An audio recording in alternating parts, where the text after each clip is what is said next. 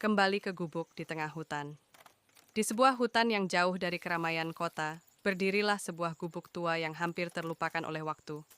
Atapnya miring, dinding kayunya mulai lapuk, dan lantainya dipenuhi daun kering.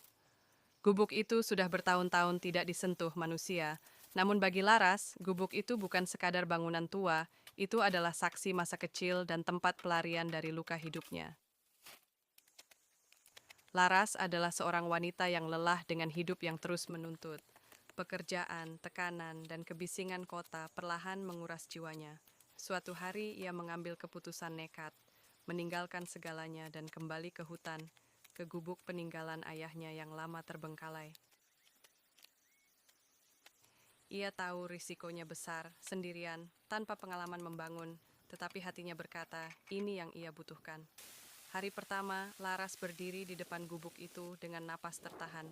Ia nyaris menyerah melihat kondisinya, namun ia menggenggam palu di tangannya dan mulai membersihkan dedaunan satu persatu.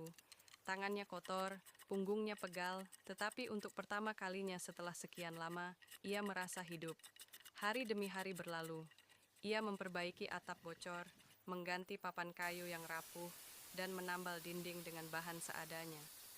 Saat hujan turun, ia berteduh di sudut gubuk sambil mendengarkan suara alam. Di sanalah ia belajar bersabar, menerima keterbatasan, dan berdamai dengan dirinya sendiri. Malam-malam di hutan sunyi, hanya ditemani suara jangkrik dan api kecil di perapian. Dalam kesunyian itu, Laras menemukan kekuatan yang selama ini tersembunyi.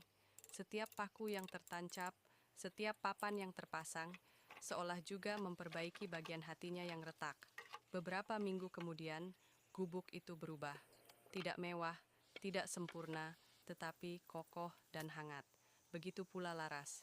Ia tidak lagi wanita yang melarikan diri, melainkan seseorang yang berani membangun ulang hidupnya dari nol. Di tengah hutan, di gubuk sederhana yang ia perbaiki dengan tangannya sendiri, Laras akhirnya menemukan rumah dan dirinya.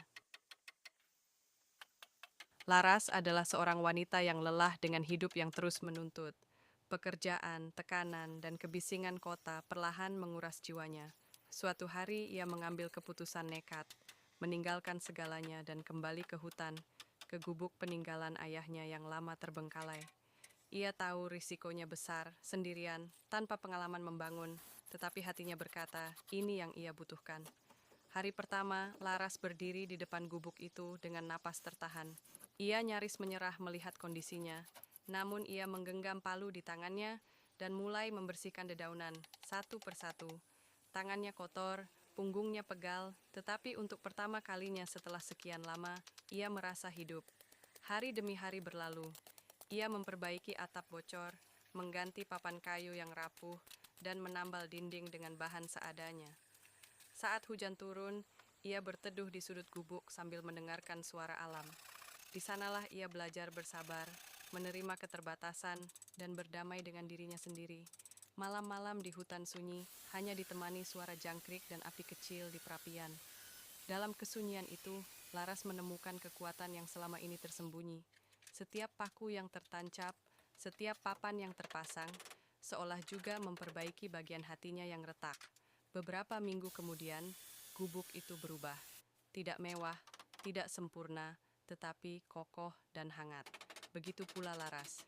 Ia tidak lagi wanita yang melarikan diri, melainkan seseorang yang berani membangun ulang hidupnya dari nol.